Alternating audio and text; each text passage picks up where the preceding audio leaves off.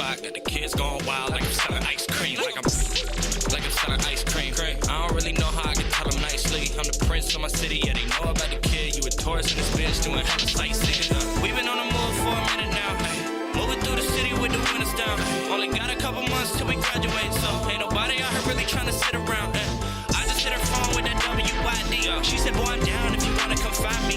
I said, what you wearing, girl? That's something I'm trying to see. Told me come and get it, said she wanna surprise me. Man, give me like an hour and a half with the homies right now. We gotta get a snack. In the meantime, you can take a shower or bath and relax. Wait for me, I'll be out there in a dash. Oh, the door. The door of magic. The doors of magic. Guys, today we're doing the Royal Maze with Ann Lucina. A bit of a semi-required weekly. We'll get into that part later, but let me go ahead and explain this one. This is going to be in our event showcase. In this event, yeah, subscribe and like before we get started, you know, so you drop a like and you know where to come back to if you want more of the Dragon Quest goodness. We're gonna talk about wisdom today as well, so stay wise, stay lies, sterilize your mind. And yeah, let's get into it. So like I said, a little semi-weekly, I guess you should suppose. Basically, there are 3 different tiers to this one. The first one is basically the story tier, where you go through, collect your rewards, and then generally you would complete the first one, then go on to the second one when, you know, your own pace. And then the third tier is unlocked, I believe, the 4th or 5th version? I can't remember right now, but it's one of those versions is when the 3rd version is unlocked, and that basically just allows you to upgrade the rewards you get from the 2nd tier. The 2nd tier is kind of the repeatable one. Once you complete the first one, you can still replay the missions, but you won't get better progression items, you know? And then when you complete the second one, it'll just reset for you. As you can see here, this is Ann Lucina's stats. She has a bunch of skills. I believe she has the same level cap as you. And the reason why this is like a semi-required mission is because you actually use Ann Lucina on quite a bit of the story mode bosses, not just from version 2 here, but version 2 and onward. She's in, I think, pretty much every version as a helper member in a couple of boss fights. And because of that, her level is saved from this one in her stat points, and you can also give her a weapon and a costume. So it's pretty nice, it's pretty cool. I do enjoy the Ann Lucina bits, and we will be doing this in the solo quest because you only use you and Lucina and a monster. So of course this definitely fits within the theme, you know. It's a nice little event for us specifically to do here. It definitely fits within the ramifications of this challenge run that I'm doing. And the basic gist of it, if you couldn't read that fast, is we going through this, we have our Sparks of Courage in the top, and that's our little time limit. It also drains when you pick up boxes, but it goes up when you defeat enemies. So the best way to do is to just kill as many things as you can on the way up, get your Courage Augite, and then, you know, make it through without running out of time. So it's pretty simple, and also these enemies are rather weak here, so I don't really need to go ham. As you can see too, I'm only holding 1 sword. You actually do have to give the actual weapon to Ann Lucina. You can't just give it to her and use it. So I gave her one of my swords. I'm going to put on the Falcon Blade soon here. But that's for both of her things. So she has my sword and my shield now. Essentially, I need to buy a couple more weapons for her. But you kind of want to go quick because the time limit is it's not strict, but it's pretty tight, these first couple ones. Now luckily I've stalled a lot on version 2 from version 3 here, so this is just going to be not very hard to kill the enemies here. But I'd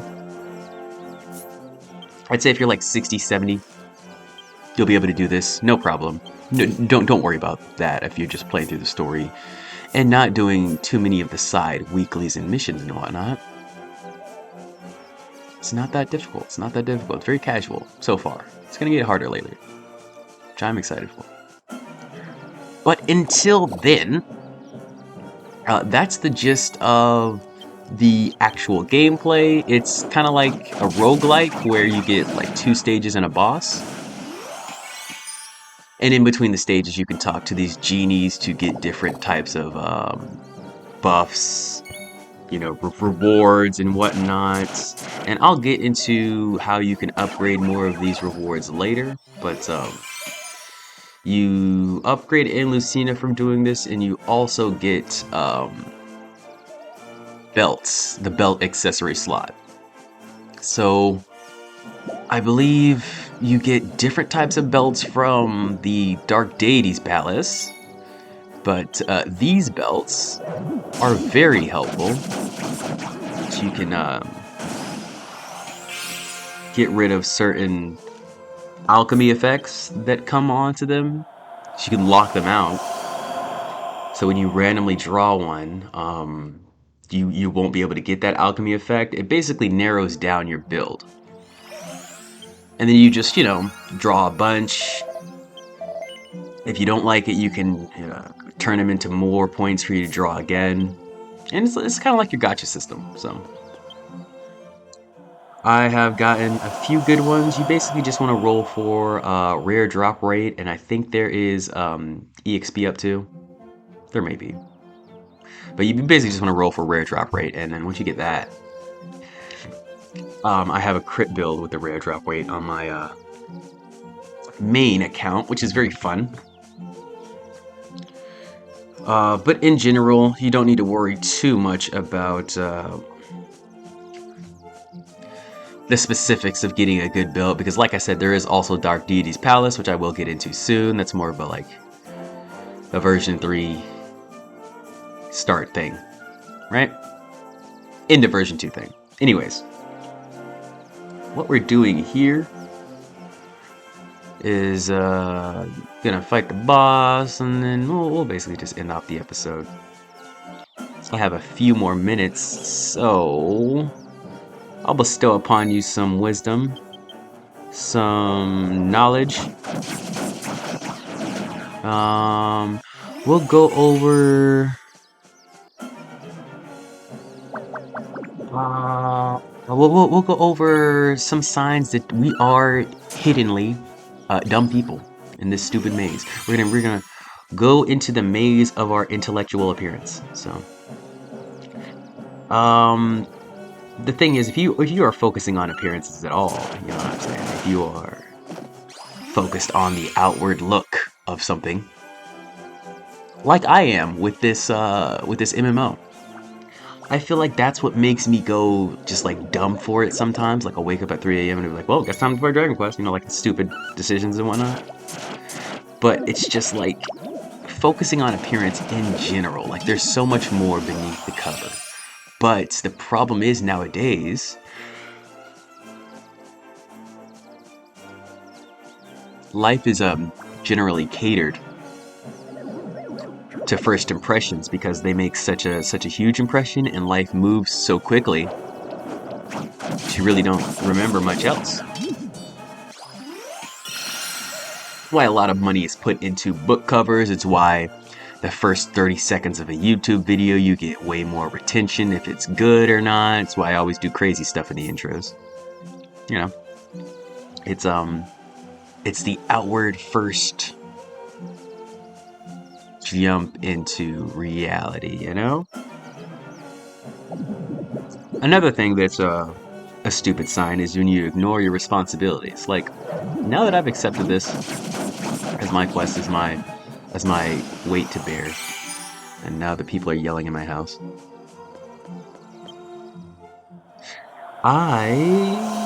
just constantly think about doing it. It's like my responsibility, and if I, for example, have a job, I'll constantly think, oh, I have to go to work at 1:30 today. It's my responsibility if I made a bunch of dishes. But if you ignore these things and you're like, someone will take care of it, someone will do it, I feel like that just inherently makes you a dumber person, you know? Because you're not leading with growth, with the need to improve by covering your faults. You're just like shifting the blame, the cycle. But when you accept these responsibilities, not only will you gain a little bit of smartness, a little bit of insight. Had to reset the recording there. Not only will you gain a little bit of insight, you will also gain freedom, because that's what responsibilities inherently really are. Which is why it's so annoying when I try to explain, what I want to do for the rest of my life as a career, when it's just like, it's video games. What are you talking about? That's for babies. Especially the one that I play, because it looks like it's for babies. I love these baby graphics though. Baby, baby, baby. But that's what freedom is. Freedom is the responsibility of taking care of what we need to do so we can do what we want to do. Like this. Like, this is definitely not like a need, it's a want. But I've honed in my life so much that I can live this adult life in this horrible, toxic adult world while also feeding my inner child, my inner Dragon Quest JRPG Lloyd Tales of Symphonia. Whatever you want to call this, I can live that while also, semi-living in the world, because nobody can really live in the world. We'll get into that, we'll get into that, of course, in another episode. Living wages are crazy nowadays, and that's another reason why I'm doing this. I mean, I really would like to just be able to do it and not have to worry about money, but there is a threshold of money I'm trying to reach, of course, And that comes with popularity and dealing with the public eye and, that whole rabbit hole of why I haven't started this in so long. Yeah. I will go over one more and then we'll go ahead and pause it here. This is the end of the episode. Another thing, this is kind of like the appearance, but the overvaluing the opinions of others, whether it be your mental stature, your monetary value, your appearance, how good you look, or simply just not doing things, worrying about what people will say, like, oh man, I can't do this, what if they say X? I can't record this, what if they start talking about this? It just shows a lot of lack of empathy, but not for other people, but for yourself, Because why aren't you saying that same thing for when other people do things around you, You realize that you're going in your head so much when nobody judges it from the other perspective around. Most times, we don't give ourselves enough credit, It's really an unsustainable style of living to always ask for permission in the first place, because of the natural inherent individualistic lifestyle that everyone's adapted to here, And then when you get misunderstood, and then everyone's coming at you with these different expectations, no matter what you do, you just say,